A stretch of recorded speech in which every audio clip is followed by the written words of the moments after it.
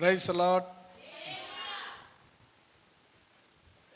நம்ம இன்றைக்கு தேவனுடைய வார்த்தைக்கு நேராக கடந்து போகலாம். இந்த வசனத்தில் பார்த்தீங்களா,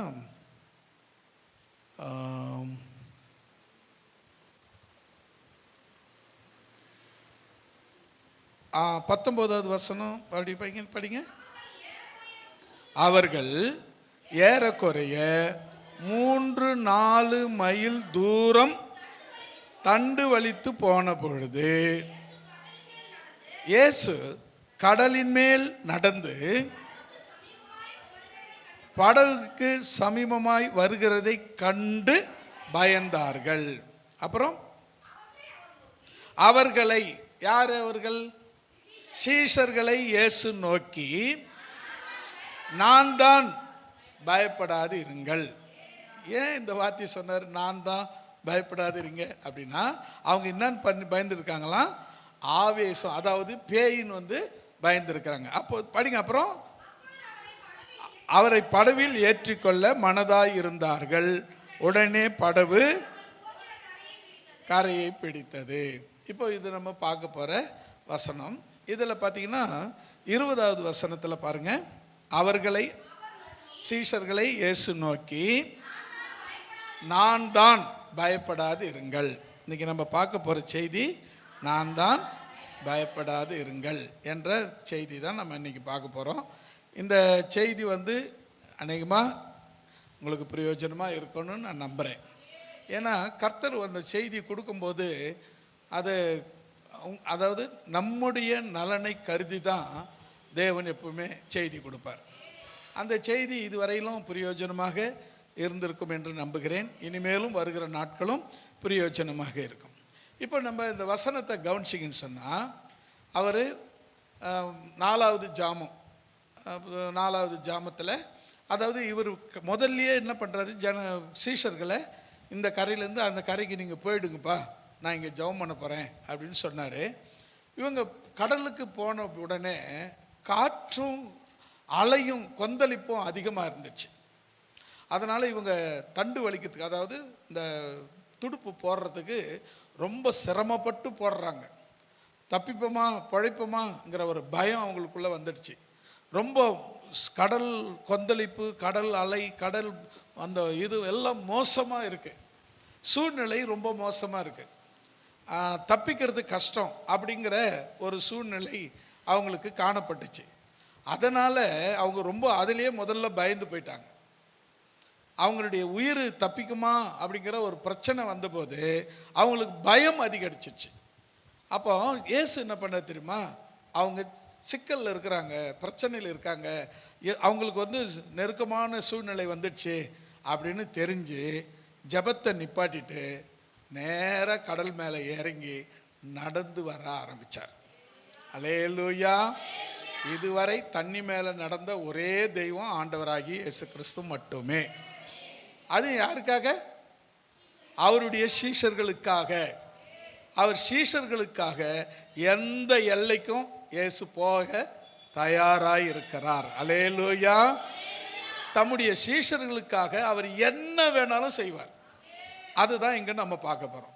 இப்போ பாருங்க, அவங்க தண்டு வலிச்சு ரொம்ப கை சோர்ந்து போய் கடல் கொந்தளிப்பு, காற்று வீசுது, சீற்றம் பயங்கரமாக இருக்குது, தப்பிக்க மாட்டோம், இவ்வளோதான் முடிஞ்சிடுச்சு அப்படின்னு நினச்சி அவங்க அந்த பயத்தில் இருக்கிற பொழுது திடீர்னு ஒரு உருவம் கடல் மேலே நடந்து அந்த காற்றுல அலையில் நடந்து வந்துச்சுன்னு சொன்னால் எப்படி இருக்கும்?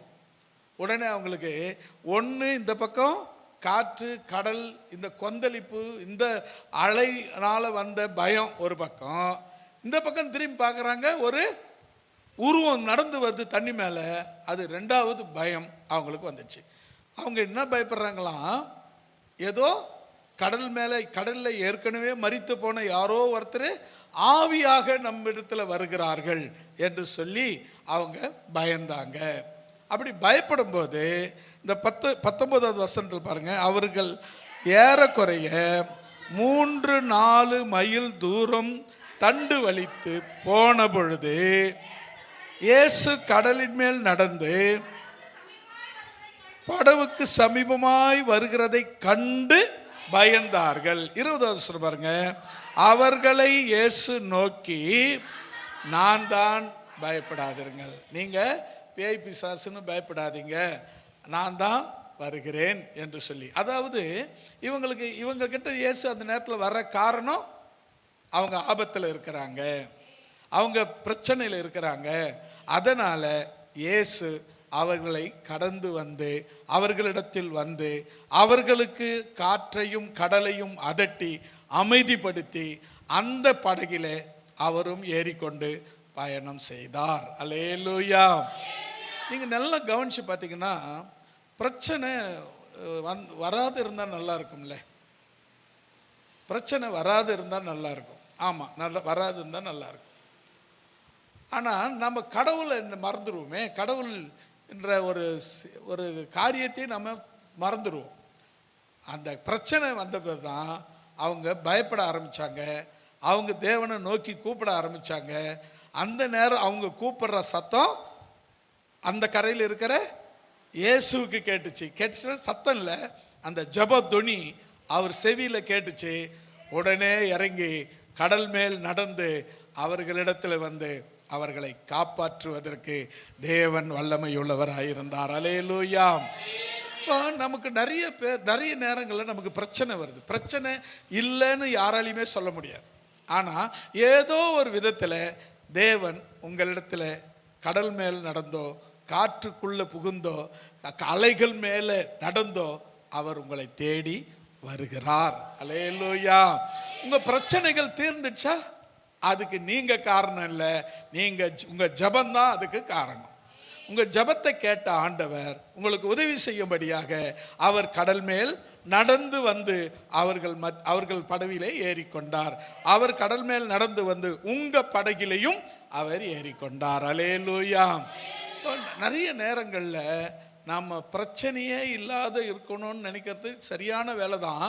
ஆனால் தெய்வம் நம்முடைய வாழ்க்கையில் குறுக்கிடாது. தெய்வம் நம்ம பார்க்கவே முடியாது. அதனுடைய அற்புதங்களை, அதிசயங்களை நம்மால் பார்க்கவே முடியாது. இப்போ பாருங்க, அவங்க கடலில் போயிட்டு இருக்காங்க, ஒரு காற்று வந்துச்சு, ஒரு புயல் வந்துச்சு, ஒரு அலை வந்துச்சு. அதுக்கப்புறம் பார்த்தீங்கன்னா அது கொந்தளிப்பு. இன்னும் 4 மைல் தூரங்குது போகிறதுக்கு. கை சோர்ந்து போச்சு. இதுக்கப்புறம் முடியாது, இவ்வளோதான், முடிஞ்சிச்சு, இதுக்கப்புறம் நம்ம கடவுள் விட்ட வழி அப்படின்ற அளவுக்கு மாறி ஜெபம் பண்ண ஆரம்பித்தாங்க. கதறி கதறி கதறி ஜெபம் பண்ண ஆரம்பிச்சாங்க.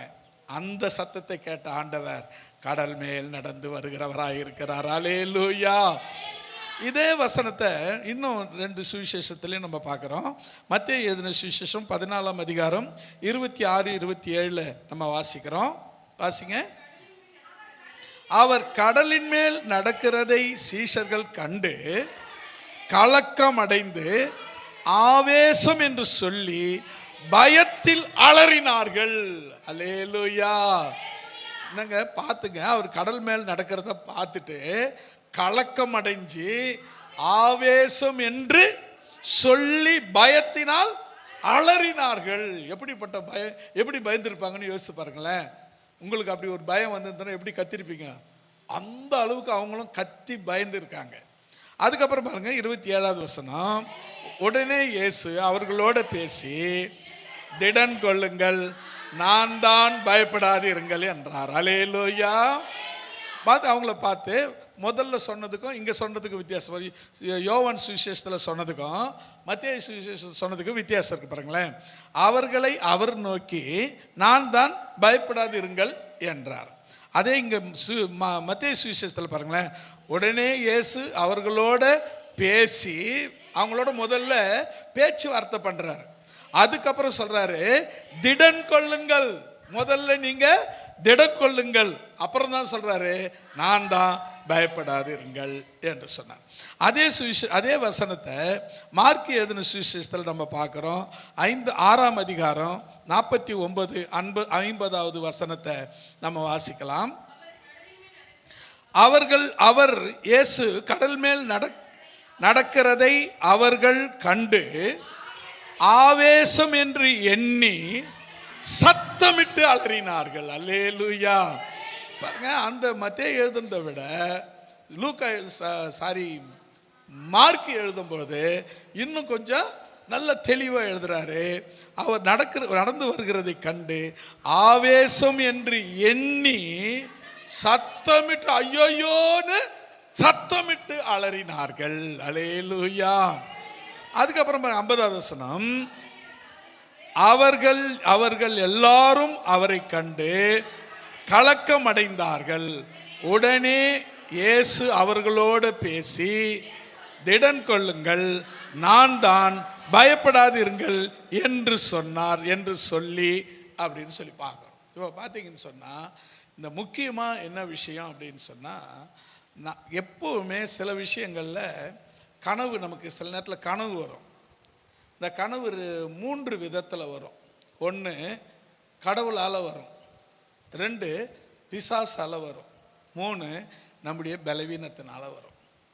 பலவீனத்தில் அலசடிப்பட்டு ரொம்ப களைச்சி போய் வந்து படுத்தோம்னா அந்த நேரத்தில் ஒரு கனவு வரும். சில நேரத்தில் பிசாசால் கனவு வரும். அது பயங்கரமாக இருக்கும்.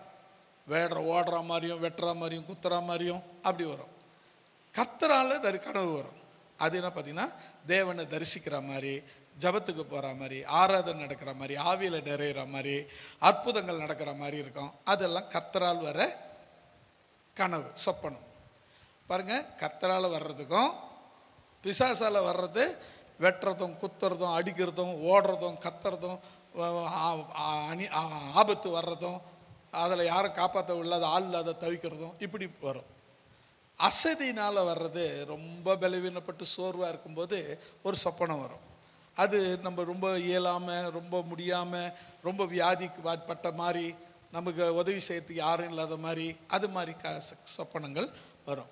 ஆனால் இதில் எது கர்த்தர் நமக்கு கொடுக்குறாரு, எது பிசாசுனால வருது, எது பலவீனத்தினால வருதுன்னு கண்டறிஞ்சு உட்காந்து கொஞ்ச நேரம் எழுந்து உட்காந்து ஜபம் பண்ணிட்டு படுத்தீங்கன்னா, திரும்ப கர்த்தருடைய சொப்பனமாக இருந்தால் அது உங்களுக்கு புரிகிற மாதிரி இருக்கும். அது திரும்ப உங்களுக்கு கர்த்தர் கேட்டிங்கன்னா திரும்ப உங்களுக்கு இன்னொரு முறை அதை வெளிப்படுத்துவார்.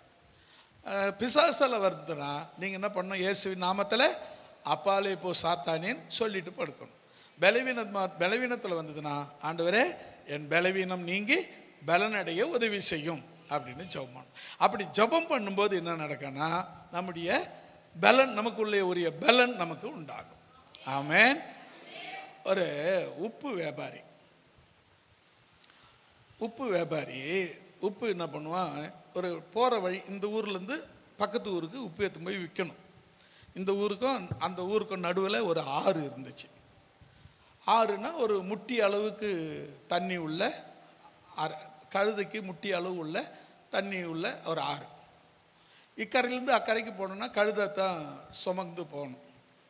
கழுதை மேலே மூட்டை எடுத்துகிட்டு போய் வரும்போது எடுத்து போய் விற்றுட்டு வரும்போது வீட்டுக்கு தேவையான சில சாமான்களை வாங்கின்னு வருவார். இந்த கழுதை என்ன நினச்சிது, இந்த ஆளுக்கு நான் இல்லைன்னா பழப்பே கிடையாது, இவனுக்கு வைக்கிறோம் பாரு அப்படின்னு சொல்லி ஒரு நாள் போய் நடு ஆற்றுல போய் அந்த உப்பு மூட்டை மேலே இதில் அப்படியே படுத்துக்கிச்சு. உப்பு கரைஞ்சிடுச்சு, எழுந்து கரைக்கு போச்சு, வெயிட் இல்லாமல் சுலுவாக அந்த பக்கம் போயிடுச்சு. இது கழுதை இப்படி பண்ணிடுச்சேன்னு சொல்லிட்டு 2வது நாளும் அவர் என்ன பண்ணார், அந்த மாதிரி கழுதைக்கு அப்படியா நினச்சிருக்க போகுது அப்படின்னு 2வது நாள் உப்பு எடுத்துன்னு போகிறாரு. மறுபடியும் நடு ஆற்றுல போய் படுத்துக்கிச்சு, உப்பு கரைஞ்சிடுச்சு. சரி, ரைட், இப்போ கழுதை வேணும்னு தான் செய்யுதுன்னு எஜமான் புரிஞ்சுக்கினார். அதாவது கழுதை ஓனர், கழுதைக்கு கடவுள், அதான் ஆண்டவர், சொந்தக்காரர் புரிஞ்சுக்கிட்டார். புரிஞ்சுக்கின உடனே அதுக்கு ஒரு சரியான பாடம் கற்றுக் கொடுக்கணும்ல. அதுக்கு என்ன பண்ணார், மறுநாள் 3வது நாள் ஒரு பஞ்சு மூட்டையை வைத்து அது உடம்புல வச்சு கட்டிட்டார். அது எப்போதும் போகிற மாதிரி உப்பு மூட்டைன்னு நினச்சிக்கின்னு போச்சு. கடலில் ஆற்றுல படுத்துச்சு, தண்ணி பஞ்சு ஃபுல்லாக ஏறிச்சு. இப்போ எழுந்திருச்சிச்சு, முடியல. இப்போ பெண்டு கழிண்டுச்சு, கரைக்கு வந்து தவிர்த்துக்குன்னு வந்து அப்போ பார்த்து எஜமான் அப்படி பார்க்குது, நான் இவ்வளோ நாள் பண்ணதெல்லாம் தப்புன்னு. சில நேரங்களில் நம்மளால தான் இதெல்லாம் நடக்குது, நாம தான் இதுக்கெல்லாம் காரணம் அப்படின்னு சில நேரத்தில் நமக்கு அது மாதிரி ஒரு எண்ணம் வந்துச்சுன்னா சாத்தான் உங்ககிட்ட வரான்னு அர்த்தம். எதுவுமே உங்களால் கிடையாது, எல்லாம் அவரால் தான். எப்போ அந்த மனநிலை உங்களுக்கு வருதோ அப்போ நீங்களும் உங்கள் குடும்பமும் நல்லா இருப்பீங்க. எப்போ நான் தான் வீட்டில் பெரிய ஆள் அப்படின்னு நினச்சிங்கன்னா பஞ்சு மூட்டை வரும், அப்போ பஞ்சில் தண்ணி ஏறும், அப்போ பெண்டு கழும், இடுப்பு நவுந்துரும், அப்புறம் அவ்வளோ அவஸ்தைப்பட வேண்டியது. எப்பவுமே நான் இல்லை, இயேசு தான். இந்த மனநிலை ஒவ்வொருத்தருக்கும் இருக்கணும். ஏன் அப்படி இருக்கணும் அப்படின்னா, இயேசு தான், தெய்வம் தான், ஆண்டவர் தான். அவர் என்ன சொன்னாரோ அதுதான் நம்ம இன்னைக்கு செய்துட்ருக்கோம். நான் இன்னைக்கு என்ன பண்ணணும், காலையில் எந்திரிச்சதுலேருந்து என்னென்ன பண்ணணும் அவர் சொன்னாரோ அது மட்டும்தான் நான் இதுவரையிலும் செய்திருக்கிறேன். மீதி உள்ள நேரமும் அதுதான் செய்ய போகிறேன். அது நான் என்ன செய்யணும்னு முன்குறிக்கப்பட்டிருக்கிறதோ அதை மட்டும்தான் நம்ம செய்ய முடியும். அவர் சொல்லாததை ஏதாவது நான் செய்ய முடியுமான்னா நிச்சயம் முடியாது. அது கழுத மாதிரி தான். அப்புறம் அவர் சொல்லாததை நான் செய்ய போகிறேன் அப்படின்னு போய் கழுத மாதிரி போய் உப்பு மூட்டையை கரைச்சிடுறேன் பாருன்னு சொல்லி கடலில் கரைச்சி, ஆற்றுல படுத்து கரைக்கிறேன் அப்படின்னு சொல்லி கரைச்ச உனக்கு கழுத, உனக்கே இவ்வளோ அறிவு இருக்குன்னா உன்னை வாங்கி வளர்க்குறவனுக்கு எவ்வளோ அறிவு இருக்கும்? அப்படி உங்களை சொல்லுங்களேன். உங்களுக்கே இவ்வளோ அறிவு அர்த்தமும் இருக்குதுன்னா உங்களை சிருஷ்டித்தவருக்கு எவ்வளோ அறிவு அர்த்தம் இருக்கும்? அல்லேலூயா. நீ யாருங்க? ஆண்டவரோடு போட்டி போடுறதுக்கு நீ யாரு? நீ யாரு? உன்னால என்ன முடியும்? காலையில் நைட்டு படுத்து காலையில் எந்திரிக்கலன்னா நீ ஒண்ணுமே கிடையாது. அப்படிப்பட்ட நம்முடைய வாழ்நாள், அப்படிப்பட்ட வாழ்நாளில் இருக்கிற நாம என்ன செய்யணும்னா ஒவ்வொரு நாளும் ஏசு போதுமே, ஏதுமே, ஏசு போதுமே, போதுமே, ஏசு போதுமே, போதுமே, ஏசு போதுமே, போதுமே, எந்த நாளிலுமே என் நிலையிலுமே எந்த வாழ்வினிலே இயேசு போதுமே,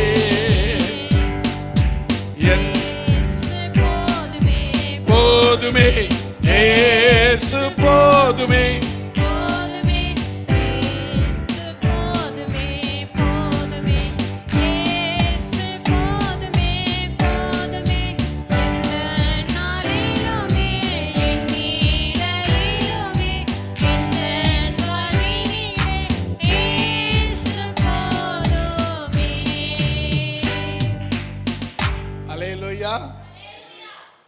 உங்களுக்கு யாருக்குன்னா அது மாதிரி கொம்பு முளைச்சிச்சுன்னா நான் தான், என்னால் தான், நான் தான், என்னால் தான் என்னைக்கு நினைக்கிறீங்களோ அப்போ உங்களுக்கு கொம்பு முளைக்குதுன்னு அர்த்தம். அப்படி கொம்பு முளைச்சிச்சுன்னா அந்த கொம்பு சீக்கிரமாக உடைய போகுதுன்னு அர்த்தம். அந்த கொம்பு எப்பவுமே முளைக்கக்கூடாது. நான் இல்லை, இயேசு தான். கஷ்டப்பட்டா இயேசு தான். அதுதான் அழகாக வசனம் சொல்லுது, நான் கிறிஸ்துவுக்குள் மரித்தேன் ஆனாலும் பிழைத்திருக்கிறேன், எனக்குள் பிழைத்திருப்பது நான் அல்ல, இயேசு. அல்லேலூயா. இந்த வசனம் எங்க ஞாபகம் வரல இல்லை உங்களுக்கு?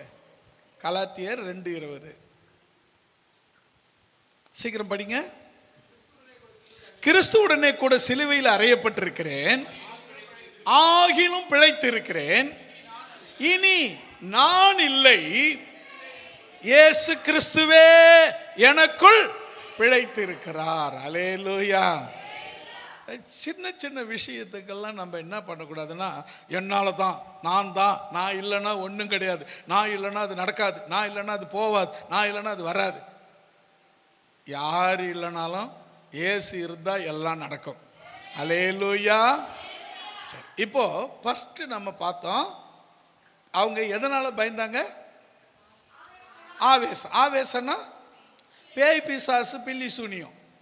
இன்னைக்கு நிறைய பேருக்கு அதிகமாக பயப்படுற காரியம் பேய் பிசாசுக்கும் பில்லி சூனியத்துக்கும் தான் பயப்படுறாங்க. ஒன்றும் இல்லைங்க, ஒருத்தன் முகம் பூரா மஞ்சளை குங்கத்தை பூசிக்கின்னு தலைமுடியை சப்பட்டை பிச்சு விட்டுக்குன்னு கையில் எதனா ஒன்று தூக்கின்னு நடந்தான்னு வச்சுக்கோங்க, அவங்கள பார்க்கும்போது ஆட்டோமேட்டிக்காக நமக்கு பயம் வரும். ஏன் பயப்படுறீங்க அப்படின்னா, உங்களுக்குள்ள இயேசு இல்லாததுனால நீங்கள் பயப்படுறீங்க.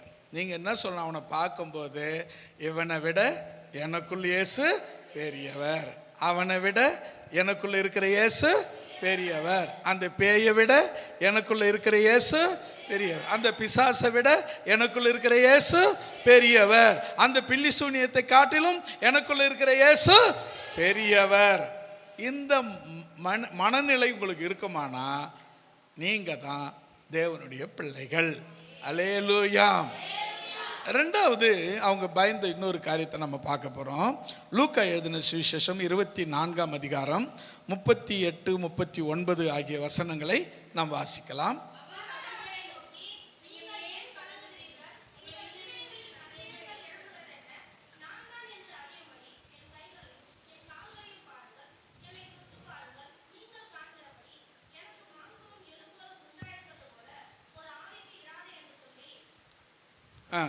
இப்போ போதும். இப்போ கவனிக்கலாம், மறுபடியும் படிங்க. அவர் யாரு? ஆண்டவராகிய இயேசு கிறிஸ்து. அவர்களை யாரு? சீஷர்களை நோக்கி, நீங்கள் ஏன் கலங்குகிறீர்கள்? உங்கள் இருதயங்களில் சந்தேகங்கள் எழும்புகிறது என்ன?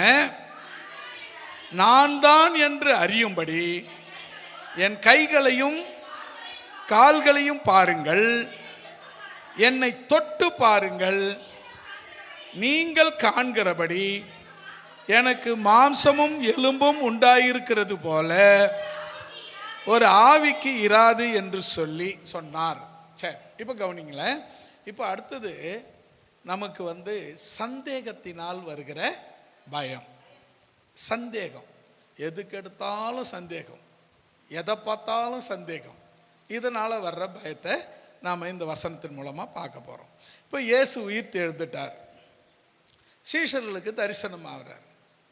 அவர் உயிரோடு இருக்கும்போதே சொன்னார், சாகிறதுக்கு முன்னே உயிரோடு இருக்கும்போதே நான் மரிப்பேன், 3 நாள் மரித்து பிறகு நான் உயிரோடு எழுந்திருப்பேன் அப்படின்னு சீஷர்களுக்கு அவர் உயிரோடு இருக்கும்போதே சொன்னார். நாம் எருசலேமுக்கு போகிறோம், அங்கே என்ன காட்டி கொடுப்பாங்க, அங்கே கொலை செய்வாங்க, என்ன கல்லறை வைப்பாங்க, 3ஆவது நாள் நான் உயிரோடு எழுந்திருப்பேன் அப்படின்னு சொல்லி எல்லாத்தையும் சொன்ன பிறகும் இவங்களுக்கு பயம்.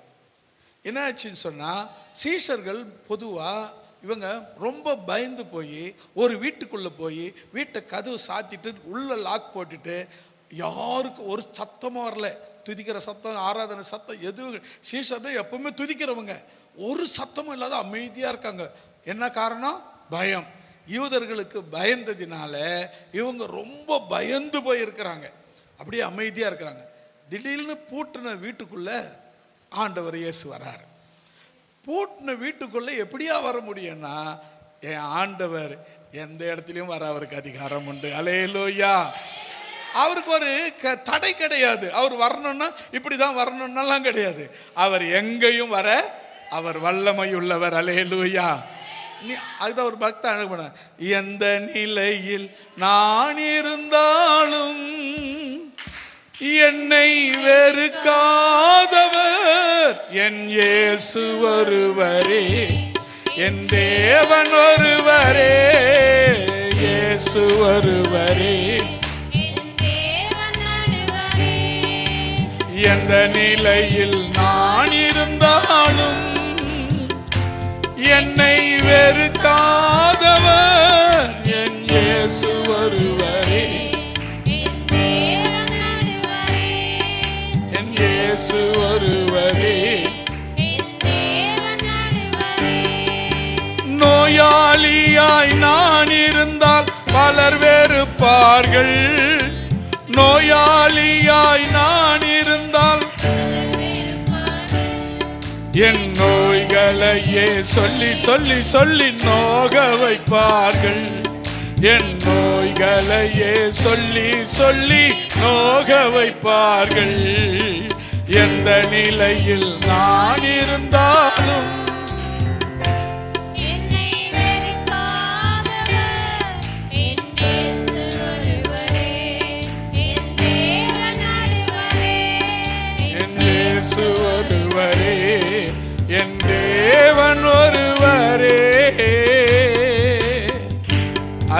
அல்லேலூயா. ஒரு வாரம் உடம்பு சரியில்லைன்னா பரவாயில்ல, ஒரு மாதம் உடம்பு சரியில்லைன்னா அப்படின்வாங்க, ஒரு 2 மாதம் உடம்பு சரியில்லைன்னா ரொம்ப அப்படின்வாங்க, ஒரு வருஷமாக உடம்பு சரியில்லை, 6 மாதம் ஒரு வருஷமாக உடம்பு சரியில்லைன்னா பாவம் இஷ்டம் கிடக்குது, செத்துட்டா கூட பரவாயில்ல அப்படின்னு சொல்ல ஆரம்பிச்சிடுவாங்க.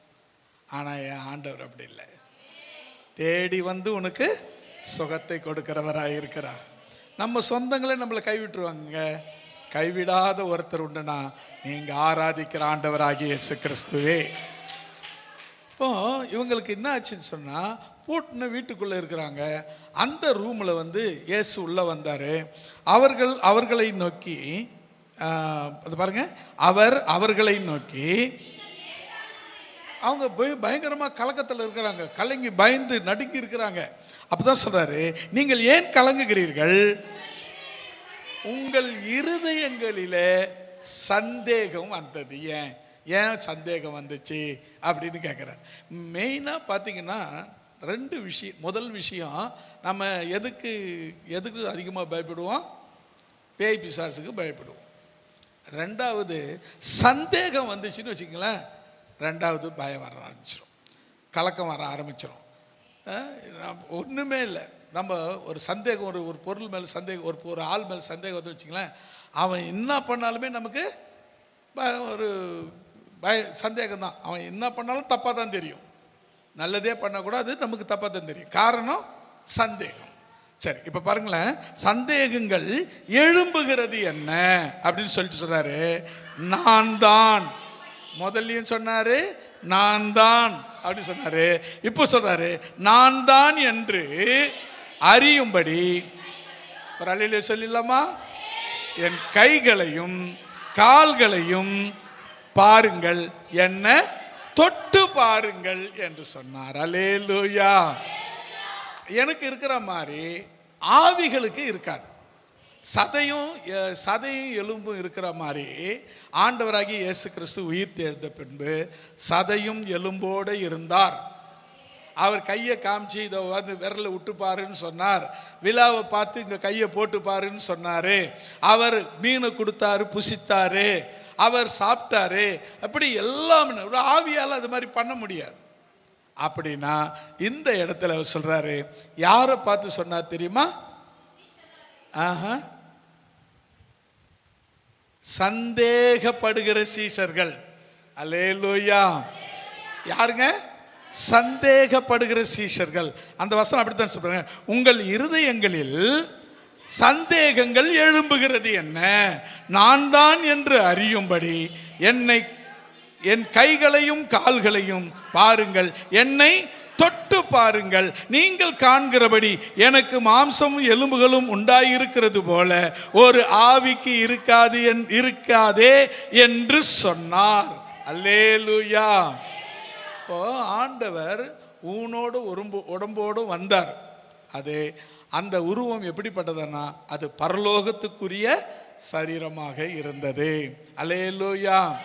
நமக்கு கூட இந்த பரலோகத்துக்குரிய சரீரம் கிடைக்கும். எப்போ தெரியுமா? நாம் மறுரூபமாக்கப்படும் பொழுது இந்த இன்மைக்குரிய சரீரத்தை தொலைச்சி மகிமைக்குரிய சரீரத்தை நாம் பெற்றுக்கொள்வோம்.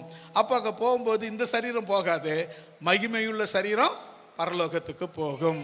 2வதாக நம்ம பார்த்தோம், முதல்ல பார்த்தோம், பயத்தினாலே பேய் பிசாசுகளுக்கு பயந்ததுனால அவங்கள கர்த்தர் பார்த்து நான் தான், பயப்படாதீங்கன்னு சொன்னார்.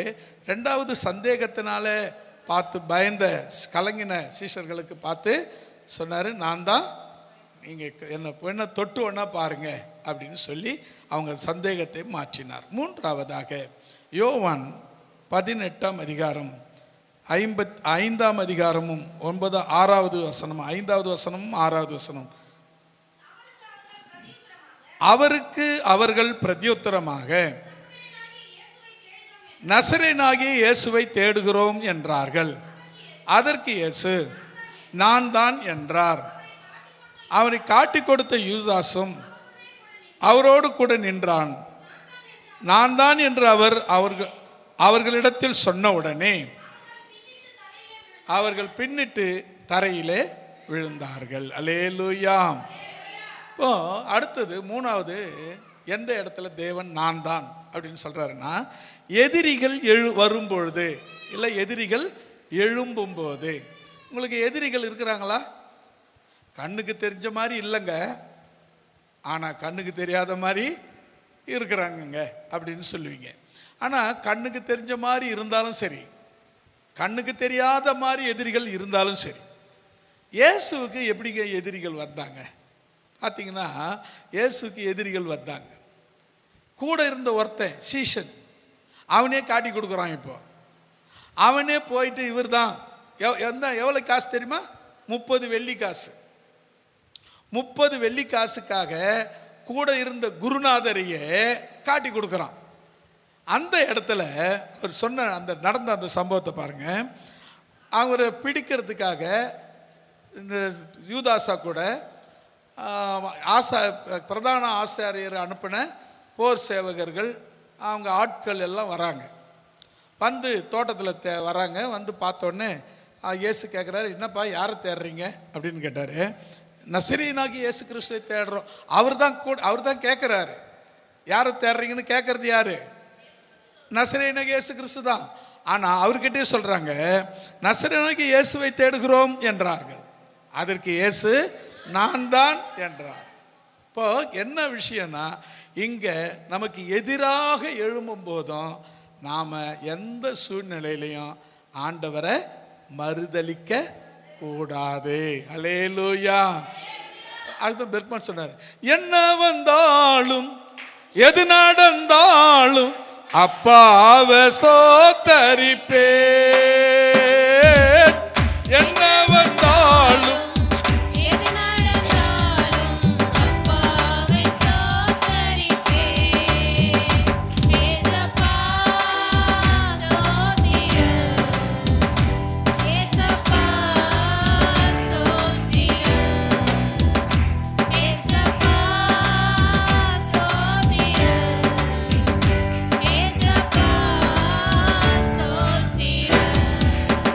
தாவீதை போல நடனமாடி அப்பாவை ஸ்தோத்தரிப்பே.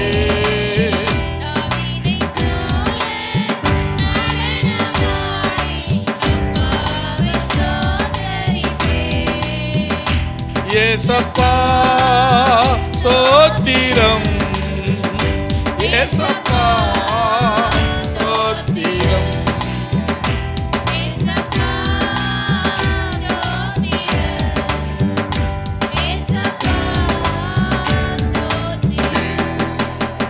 தாவீதை போல நடனமாடி அப்பாவை ஸ்தோத்தரிப்பேன். தாவீதை போல நடனமாடி அப்பாவை ஸ்தோத்தரிப்பேன். அல்லேலூயா. நல்ல விஷயம் என்ன தெரியுமா? நம்மளை பரீட்சிக்கிற நேரம் எது தெரியுமா? இயேசுவை முன்னிறுத்தியே, அவர் வேணுமா, உனக்கு உயிர் வேணுமா? இயேசு வேணுமா, உயிர் வேணுமா? உங்களை தான் கேட்குறேன். இப்போ நான் வெறுமையாக கேட்குறேன், ஓகே. கையில் கத்தியோடு வந்து கேட்டேன்னா அப்படி தான் சொல்லுவீங்க. சரி, துப்பாக்கி எடுத்துன்னு வந்து கேட்டு சொன்னேன்னா என்ன வந்தாலும் மறுபடியும் அதான் நம்ம பாடணும். ஏன் தெரியுமா? உண்மையில் நீங்கள் அப்படி இருந்தீங்கன்னா தேவன் உங்களுக்காக யுத்தம் பண்ண ஆயத்தமாக இருப்பார். அல்லேலூயா. அவர் உங்களுக்காக போர் செய்ய ஆரம்பிச்சிருவார். நீங்கள் அவருக்காக நின்னீங்கன்னா அவர் உங்களுக்காக நிற்பார். அல்லேலூயா. பாருங்க, சீஷர்கள் கடல் காற்று அடித்து கடல் பொங்குது, அவங்க அதில் கஷ்டப்படுறாங்கன்னு தெரிஞ்சு உடனே ஜெபம் பண்ணுறதை விட்டு கடல் மேலே இறங்கி நடந்து வந்து அவங்களுக்கு உதவி பண்ணுற தெய்வம் நீ ஆராதிக்கிற ஆண்டவர். அப்படிப்பட்டவர் எப்படி உங்களுக்கு பிரச்சனை வரும்போது வரட்டும் மோகனை அனுபவிக்கிட்டோம் அப்படின்னு விடுவார்? ஒரு நாளும் உங்களை கைவிட மாட்டார். அல்லேலூயா. நான் ஆராதிக்கிற தேவன் என்னுடன் இருக்கிறார். அல்லேலூயா. நிச்சயம் உங்களை காப்பாற்ற அவர் வல்லமையுள்ளவராயிருக்கிறார். நான்காவதாக, ஆதியாகமத்தின் புஸ்தகம் 45ஆம் அதிகாரம் 4வது வசனம்.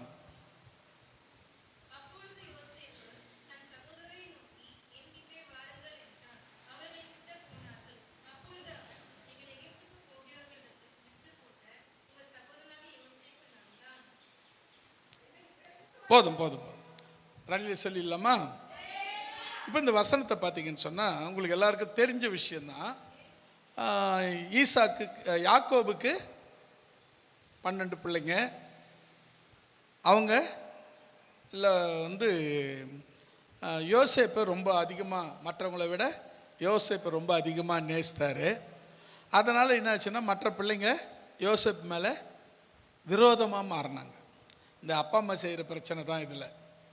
ஒரு பிள்ளைய ஒரு கண்ணாவும் இன்னொரு பிள்ளைய ஒரு கண்ணாவும் பார்க்காதீங்க, ரெண்டும் உங்கள் பிள்ளை தான். அல்லேலூயா. அது ரெண்டும் யார் பிள்ளைங்க? சில பேர் பையனுங்களாக இருந்தாக்கா கொஞ்சம் அதிகமாக கர்சனை பண்ணுவாங்க. சில பேர் பெண்களாக இருந்தால் ரொம்ப அதிகமாக கர்சனை பண்ணுவாங்க. தயவு செய்து பையனாக இருந்தாலும் பொண்ணாக இருந்தாலும் அது உங்கள் குழந்தைங்க தான். அதுங்களுக்கு எந்த விதமான பாரபட்சம் காட்டாதீங்க. அப்படி காட்டினதுனால யோசேப்பை அவங்க சகோதரர்கள் விரோதிக்க ஆரம்பித்தாங்க. அவங்கள தனியாக கிடைச்ச போது அவனை தூக்கி கொலை செய்ய பார்த்தாங்க. அதில் ஒருத்தன், அவனை கொலை செய்யத்தை விட அது அவங்க கிட்ட இது அமிலே இவங்க கிட்ட மீதி அந்த பேர் என்ன இல்லை இஸ்மவேலர்கிட்ட வித்து போட்டுருவோம் அப்படின்னு சொல்லி எகிப்துக்கு வியாபாரம் பண்ண போன இஸ்மவேலர்கிட்ட வித்து போட்டாங்க. இப்போது இவங்க காசு வாங்கிக்கின்னு, அண்ணன் தம்பிங்க கொஞ்சம் சொற்ப காசு வாங்கிக்கின்னு யோசேப்பை விற்றுட்டாங்க. யோசேப்பு இப்போ எப்படி போகிறான்? அடிமையாக போகிறான். விலை கொடுத்து வாங்கப்பட்ட ஒரு அடிமை மாதிரி அடிமையாக போகிறான். போன உடனே எகிப்தில் அவனை வாங்கிறதுக்கு சந்தை மாதிரி இருக்கும், சந்தை இருக்கும். நம்ம இந்தியாவில் அது மாதிரி ஒரு சந்தை இருக்குது, ஆண்களை பெண்களை வாங்குகிற சந்தை. நம்ம இந்தியாவில் நார்த்தில் ஒரு பகுதி, அது பேர் அந்த மாநிலம் பேரை மறந்துட்டேன். அங்கே இருக்குது. அங்கே மகள், மனைவி, சகோதரி இவங்களை ரெண்ட்டுக்கு விடுவாங்க. வீடு தானே ரெண்ட்டுக்கு விட பார்த்துருக்கீங்க. ஆனால் நம்ம இந்தியாவில் நார்த்தில் ஒரு மாநிலத்தில் மனைவியை, சகோதரியை, தம் பெண்களை, குழந்தைங்களை, பெண் குழந்தைங்களை ரெண்ட்டுக்கு விடுறாங்க, வாடகைக்கு விடுறாங்க. ஒரு நாளைக்கு, ஒரு வாரத்துக்கு, ஒரு மாதத்துக்கு. அது முடிஞ்ச உடனே அதாவது எழுதி வாங்கிக்கின்னு வாடகைக்கு விடுவாங்க. அவங்க ஒரு வாரம் முடிஞ்சிச்சு, ஒரு மாதம் முடிஞ்சிச்சுன்னா திரும்பி ரெனியூல் பண்ணிக்கலாம், இல்லைன்னா அவங்கள விட்டுடலாம். திரும்பி அவங்க போய் அவங்க வீட்டில் வாழ்ந்துப்பாங்க. இப்படிப்பட்ட ஒரு கொடூரம் நம்ம இந்தியாவிலே இப்போ இருக்கு. மத்திய பிரதேஷ் அந்த மாநிலத்தை தான் மறந்துட்டேன். மத்திய பிரதேசத்தில் இந்த ஒரு அநியாயம் இருக்குது. வேற எங்கன்னா மேலை நாடுகளில் அப்படி இருக்குது அப்படின்னு சொன்னால் கூட பரவாயில்ல. நம்ம இந்தியாவில் மத்திய பிரதேசத்தில் பெண்களை, தங்களுடைய சொந்த பெண்களை, சொந்த மனைவியை, சொந்த சகோதரியை ரெண்ட்டுக்கு வாடகைக்கு விடுகிற ஒரு பழக்கம் இப்பொழுது இருக்கிறது. அவங்க கிட்ட போய் மனைவியா ஒரு வாரம் வச்சுக்கலாம், ஒரு நாளைக்கு வச்சுக்கலாம், ஒரு வாரம் வச்சுக்கலாம், ஒரு மாதம் வச்சுக்கலாம். அது அவங்கவுங்க வயசுக்கு ஏற்ற மாதிரி, அழகுக்கு ஏற்ற மாதிரி, அவங்கவுங்க உருவத்துக்கு ஏற்ற மாதிரி, அவங்களுடைய இதுக்கு ஏற்ற மாதிரி அவங்களுக்கு ரேட் இப்போ இந்த காலத்தில் இருக்குதுன்னு சொன்னால் எப்படிப்பட்ட சமுதாயம் இருக்கிறதுன்னு நீங்கள் பார்க்கணும். இப்போவே இப்படி இருக்குதுன்னு சொன்னால், அப்போது ஆண்கள் அங்கே விற்கப்பட்டார், எகிப்தில் கொண்டு போய் விற்கப்பட்டார். அவர் ஒருத்தர் காசு கொடுத்து வாங்கினார், போத்திப்பார் காசு கொடுத்து வாங்கினார். வாங்கி எடுத்து போய் வீட்டில் வேலைக்கு வச்சுருந்தார். அவன் செய்கிறதெல்லாம் ஏதோ சொன்ன மாதிரி, ஏதோ செய்கிறதெல்லாம் நல்ல ஆசீர்வாதமாக இருக்குது. சரி, இவன் நல்லா இவன் செய்யறதுலாம் நல்லா இருக்குது அப்படின்னு சொல்லிட்டு எல்லா வேலைக்காருக்கும் தலைவனாக இவனை வச்சார். கடைசியில் என்ன நடந்துச்சு? அந்த ஓனருடைய மனைவி இவன் மேலே ஆசைப்பட்டுச்சு. அது தப்புன்னு தெரிஞ்சு அவன் விலகினான். அந்த அம்மா இவன் தான் என்கிட்ட தப்பாக நடக்க வந்தான்னு சொல்லி போட்டு கொடுத்துச்சு. இப்போது வேறு ஒரு சிறையில் அவன் அடைக்கப்பட்டான். ஒரு தப்பும் பண்ணாமல், ஒரு தீமையும் நடத்தாம, யாருக்கும் எந்த கெடுதலும் செய்யாம சிறையில் அடைக்கப்பட்டான். அல்லேலூயா. இப்போ அங்கிருந்து அவன் சிறையிலிருந்து வெளியே வந்து அந்த நாட்டுக்கு முதல் பிரதம மந்திரி ஆனான்.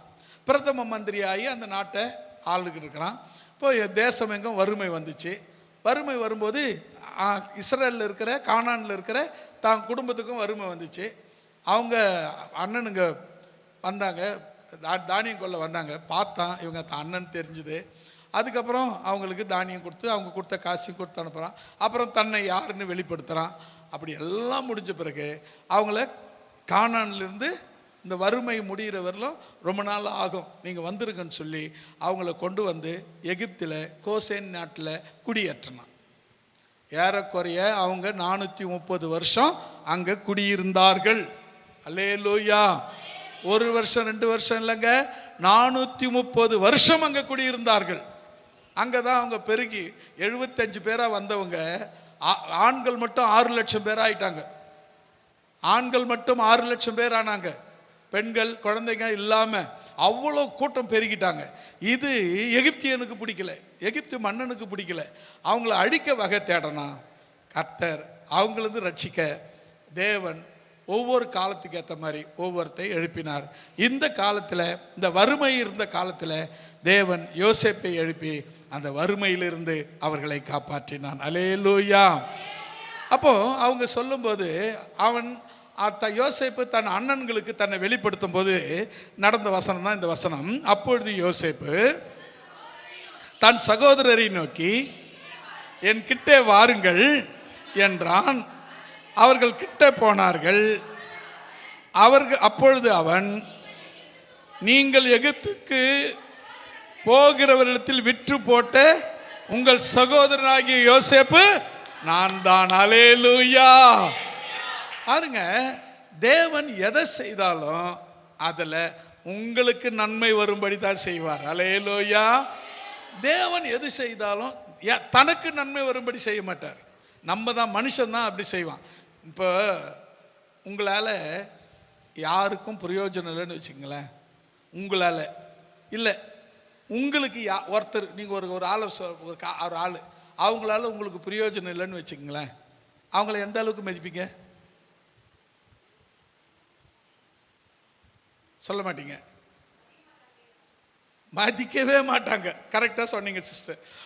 அடுத்தது, சரி உங்களை ஒருத்தருக்கு, உங்களால் ஒருத்தருக்கும் பிரயோஜனம் இல்லைன்னு வச்சுங்களேன், உங்களை எந்த அளவுக்கு மதிப்பாங்க?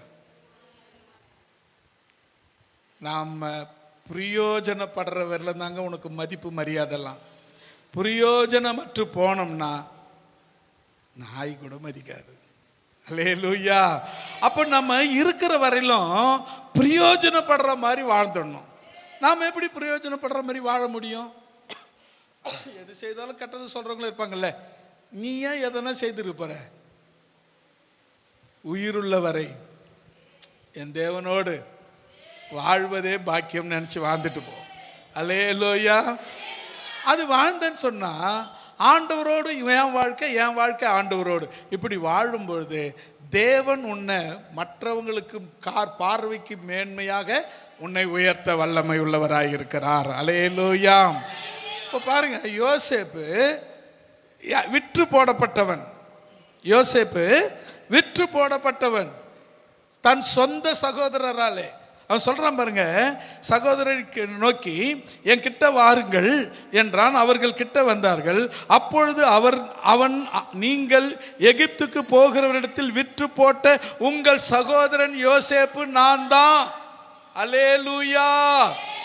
அப்படியானால் அருமையான தேவனுடைய பிள்ளைகளே, நமக்கு எதிராய் எழும்புகிறவர்கள், நம்மை வேணான்னு ஒதுக்குறவங்க, நம்மை இவங்க பிரயோஜனமற்றவங்கன்னு சொல்றவங்க முன்னிலையில் நீ தேவனோடு இருந்தால் மட்டும்தான் நீ வாழ முடியும். அல்லேலூயா. மற்றபடி எங்கே இருந்தாலும் யாராவது ஒருத்தருக்கு பிரயோஜனப்படும், இன்னொருத்தருக்கு பிரயோஜனப்பட மாட்டான். நீ இயேசுவோடு இருந்தா எல்லாருக்கும் பிரயோஜனப்படுகிற மகனாக மகளாக உன்னால் வாழ முடியும். அல்லேலூயா. ஐந்தாவதாக நியாயாதிபதிகளின் புஸ்தகம் 13ஆம் அதிகாரம் 11வது வசனமும் 12வது வசனமும் வாசிக்கலாம்.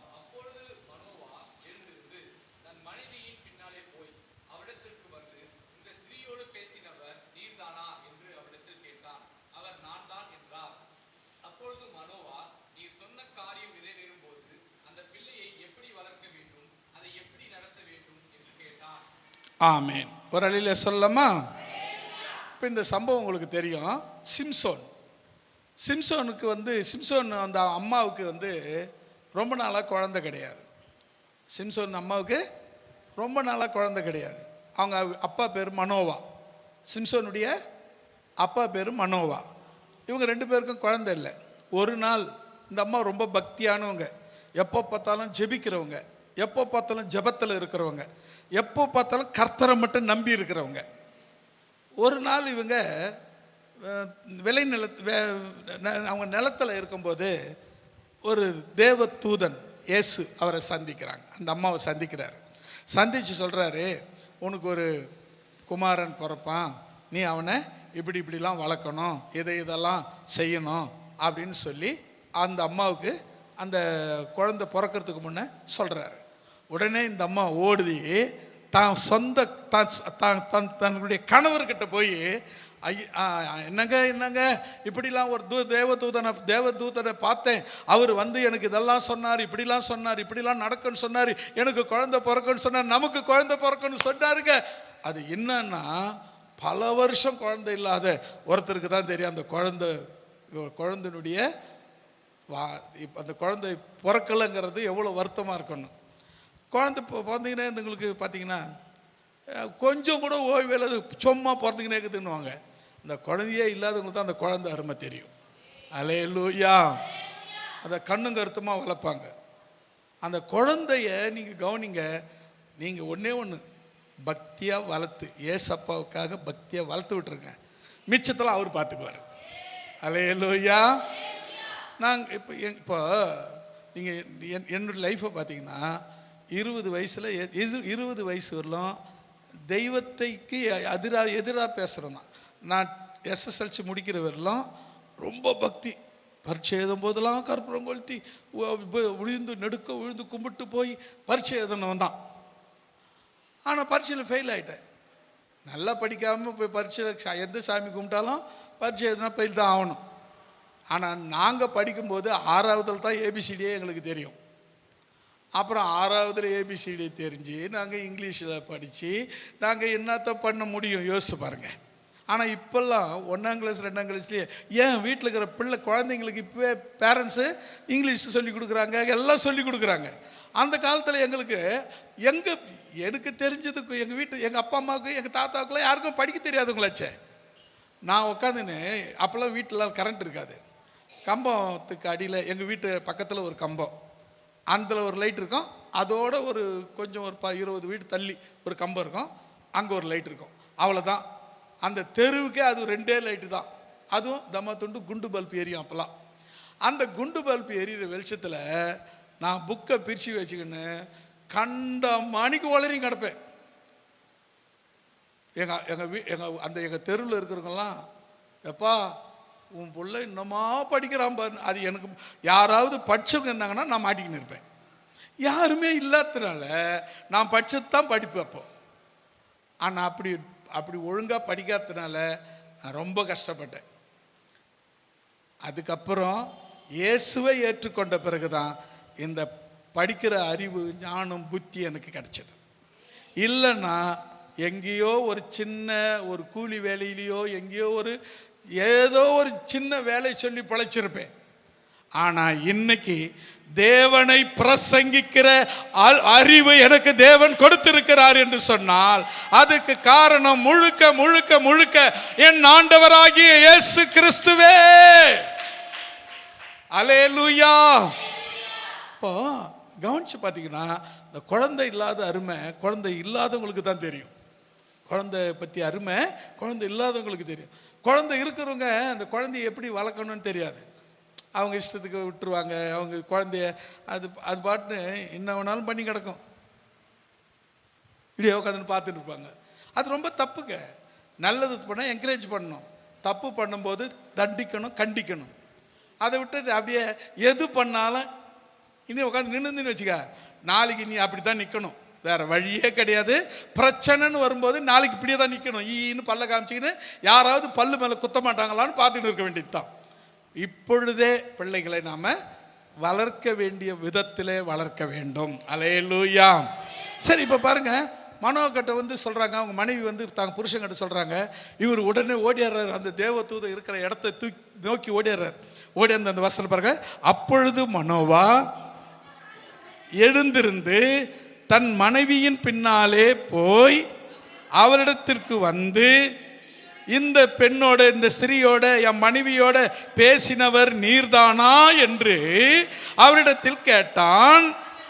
அவர் நான் தான் என்றார். அல்லேலூயா. ஐயா தூதரே, என் மனைவி கிட்ட பேசுறது நீங்க தானா அப்படின்னா, ஸ்திரீனா பெண் மனைவி அப்படி சொல்லலாம். இந்த பெண்ணுக்கிட்ட பேசுறது நீங்க தானா அப்படின்னாரு. நான் தான் என்றார். அப்புறம் பாருங்க, அடுத்த கம்பம் பாருங்க. அப்பொழுது மனோவா நீ சொன்ன காரியம் நிறைவேறும் போது, அல்லேலூயா. என்ன காரியம் சொன்னாரு? உனக்கு ஒரு குழந்தை பிறக்கும் அப்படின்னு சொன்னார் பாருங்க.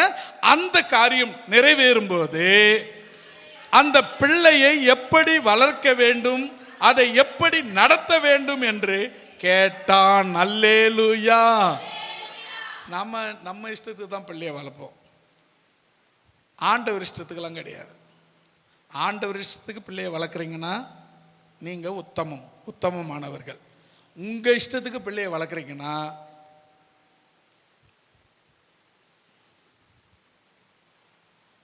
அதை ஃபில் பண்ணிடலாமா வேணாமா? வேணான்னு நினைக்கிறேன். நீங்களே ஃபில் பண்ணிக்கங்க. எப்பொழுதும் இந்த வார்த்தையை கவனிச்சு பாருங்க. மனோவா தாம் மனைவிக்கு தேவதூதனால் சொல்லப்பட்ட போது, நீங்க சொன்ன காரியம் நிறைவேறும் போது அந்த பிள்ளையை எப்படி வளர்க்க வேண்டும் ஆண்டவரே, அல்லேலூயா, எனக்கு ஒரு பிள்ளையை தாரும், அந்த பிள்ளையை நான் எப்படி வளர்க்க வேண்டும். அதே சாமுவேல் குழந்தை இல்லாத போது, அண்ணால் குழந்தை இல்லாத போது சாமுவேலுக்கு வேண்டி குழந்தை பிறக்கிறாங்க. ஆண்டவரே எனக்கு ஒரு குழந்தைய கொடுத்தா நான் இப்படிலாம் வளர்ப்பேன்னு சொல்லலை, பால் மறந்த உடனே எடுத்து உங்கள்கிட்ட கொடுத்துட்றேன்ட்டாங்க. அல்லேலூயா. என்னங்க சொன்னாங்க? பால் மறந்த உடனே குழந்தைய உங்கள்கிட்ட கொடுத்துட்றேன் அப்படின்னாங்க. இவங்க பாருங்க, குழந்தைய நான் எப்படி வளர்க்க வேண்டும். நீங்கள் எப்போது கேட்டிருக்கீங்களா, ஆண்டவரே பிள்ளையை எப்படி வளர்க்க வேண்டும், அந்த அறிவை ஞானத்தை புத்தி இயேசுவின் நாமத்தில் எங்களுக்கு தாரும்? கேட்டிருக்கீங்களா? கேட்டிருந்தா உண்மையிலேயே நீங்க உத்தமமான தேவனுடைய பிள்ளைகள். அல்லேலூயா. ஆறாவதாக, இதுக்கு அற்புதம் பெற்றுக்கொள்ள தேவன் நான் தான், அற்புதம் செய்கிறவர் நான் தான் என்று சொன்னார். ஆறாவதாக இன்னொரு 2 வசனம் படிச்சு முடிச்சிடலாம். 1 சாமுவேல் 1ஆம் அதிகாரம் 26வது வசனம்.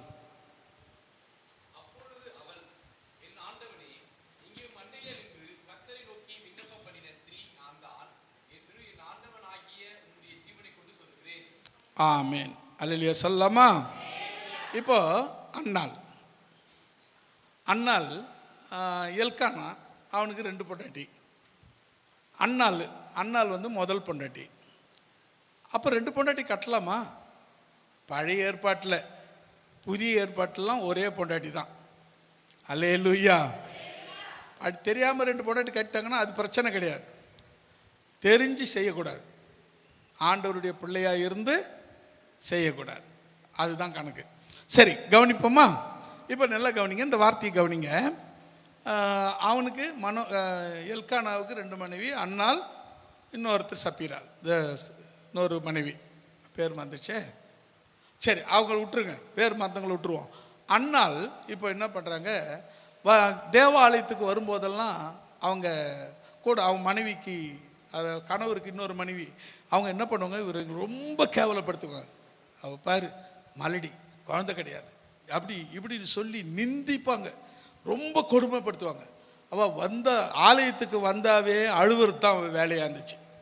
ஒரு நாள் ஒரு முடிவு பண்ணி போய் தேவ சமூகத்தில் நின்று அழன்னு அழ ஆரம்பித்தான். கண்ணு மட்டும்தான் கண்ணீர் வருது, வாயிலேருந்து ஒரு சத்தமும் வரல.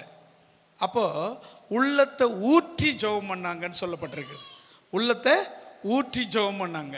அப்படி ஜெபம் பண்ணும்போது ஊழியக்கார் பார்க்குறாரு ஏலி. அவர்கிட்ட பார்த்தாரு, ஏமா குடிச்சு வெறிச்சிருப்பியா, இப்படியா இருப்ப ஆண்டு சமூகத்தில் இப்படியா இருக்கிறது அப்படின்னு சொல்கிறார்.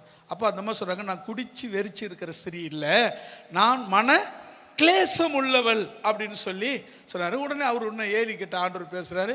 சரி சரி நீ போ, உனக்கு ஆண்டவர் ஜபத்தை கேட்டார், வர்ற உற்பத்தி காலத்தில் கர்த்தர் உனக்கு ஒரு பிள்ளையை கொடுத்துட்டாரு அப்படின்னு சொன்னார். உடனே இந்த அம்மா போச்சு, குழந்தை பிறந்துச்சு, பால் மறந்த உடனே இந்த குழந்தை கொண்டாந்து விட்டுச்சு. இதெல்லாம் நடந்த சம்பவம் உங்களுக்கு எல்லாருக்கும் தெரியும்.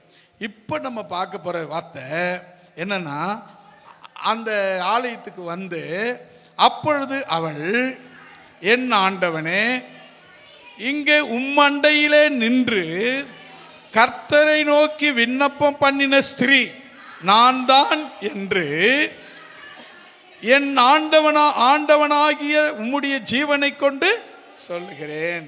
நான் ஒரு நாள் வந்து இங்கே ஜெபம் பண்ணேன், ஏம்மா குடிச்சு வெறிச்சிருப்பியா, தேவ சமூகத்தில் இப்படியா குடிச்சிட்டு வருவேன் அப்படின்னு கேட்டீங்களே, அந்த பெண் நான் தான் அப்படின்னு சொன்னான். நீங்கள் அப்புறம் சொல்லி அனுப்பிச்சிங்கல்ல, உனக்கு ஒரு பையன் பிறப்பான்னு சொல்லி, நான் தான் அந்த பெண் என்று சொன்னான். அதாவது என்ன வசனம், இந்த வசனம் என்ன சொல்லுதுன்னா, நிந்தை நீக்கப்பட்ட அந்த பெண் நான் தான்.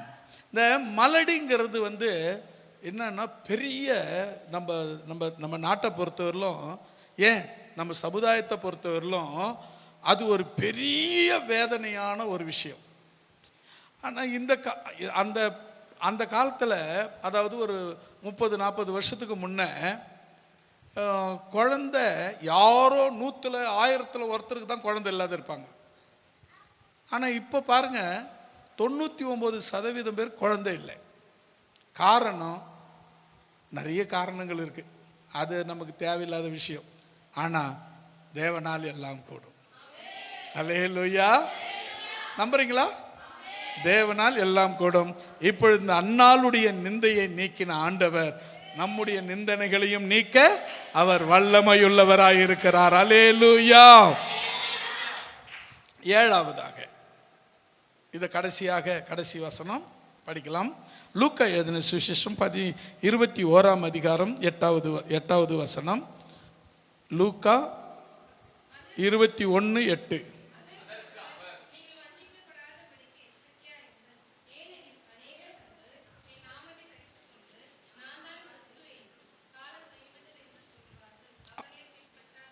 ஆமேன். ஒரு அல்லே சொல்லலாமா? ஏழாவது, வஞ்சிக்கப்படாதபடிக்கு எச்சரிக்கையாக இருக்க வேண்டும். ஏன் அப்படின்னு சொன்னால், கடைசி நாட்களில், அதாவது இந்த எப்பொழுது கடைசி காலம்னு தேவன் தெரியும், அந்த உங்களுக்கே தெரியும். யாரெல்லாம் இயேசு இடத்த, இப்போ நீங்கள் தான் இங்கேன்னு வச்சுக்க, இந்த இடம் யாருக்குரிய இடம்? இயேசு கிறிஸ்துக்குரிய இடம். நான் என்ன வேலை பண்ணிகிட்ருக்கேன்? அவரை பிரதிபலிச்சுக்கிட்டு இருக்கிறேன். அவர் வெளிச்சத்தை என் மூலமாக வெளிப்படுத்திகிட்டு இருக்கிறேன். ஒளியா அவர் அது சத்தமாக வெளிப்படுத்திகிட்டு இருக்கேன். அவரை குறித்து சொல்லிக்கிட்டு இருக்கேன். அதுக்கு ஒரு கருவி, அதுக்கு ஒரு பாத்திரம் நான். இப்போ நானே வந்து அந்த இயேசு நான் தான் அப்படின்னு சொன்னேன்னு வச்சுக்கோ, அப்போ நீங்கள் என்ன பண்ணணும்? ரொம்ப ஜாக்கிரதையாக இருக்கணும், எச்சரிக்கையாக இருக்கணும். ஏன் தெரியுமா? வஞ்சிக்கிறவன் வந்துட்டான்னு அர்த்தம். அல்லேலூயா.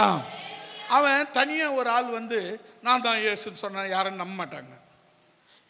இதை போல் ஒரு சபை, அதுவும் 1000 பேர் 1,00,000 பேர் இருக்கிற ஒரு சபை, அதில் இருக்கிறவர் வந்து நான் தான். இப்போ சின்ன சபைன்னு வச்சுக்க, அவர் சொன்னார்னு வச்சுக்க, இருக்கிற 10 பேர் கூட இந்த ஆள் போய் சொல்லிக்கிறாயா அப்படின்னு சொல்லிட்டு போயிடுவாங்க. கொஞ்சம் பேர் நம்புவாங்க. இருக்கிறதுல ஒரு 50 பேர் இருக்கிறாங்கன்னா ஒரு 10 பேர் நம்புவாங்க.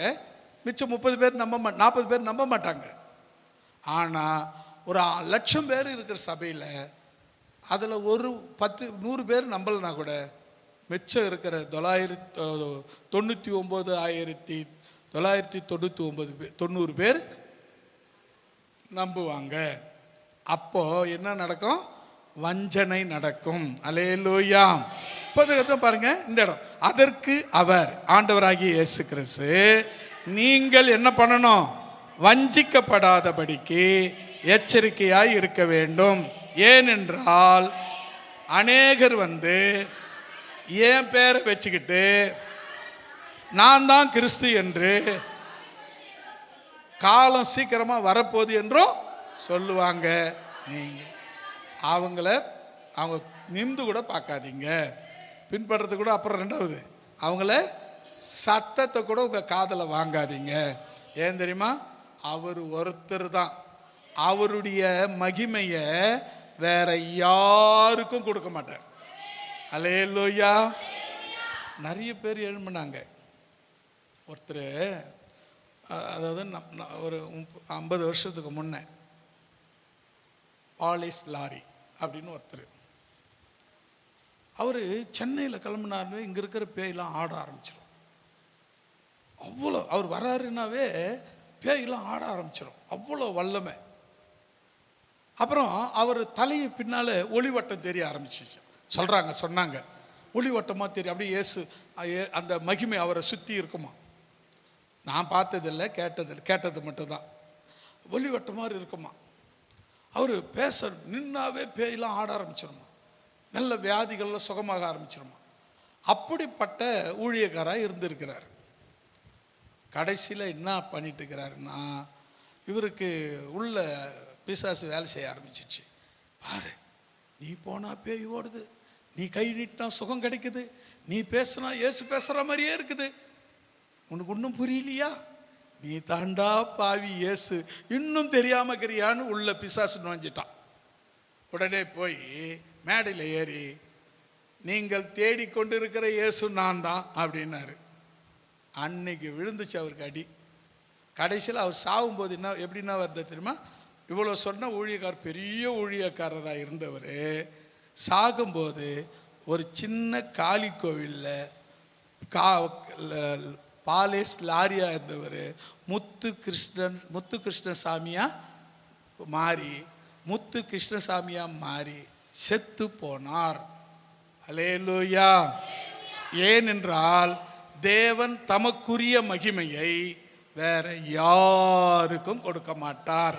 அல்லேலூயா. நீங்க இயேசுவின் பிள்ளையா இருக்கலாம், இயேசுவா இருக்க தேவன் அனுமதிக்க மாட்டார்.